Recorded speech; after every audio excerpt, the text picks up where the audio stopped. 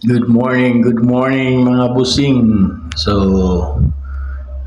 sayo ta update ta ani atong gamay greenhouse. So, na bahig-bahig na gyud no.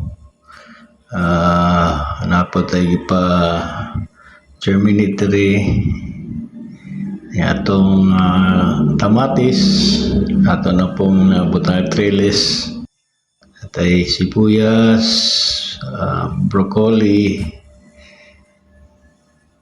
basil tong gagmay dito nya atong cucumber ato yaning i-manual pollinate no nya atong pak choy o kani ato na ning ibahig ron ang ilang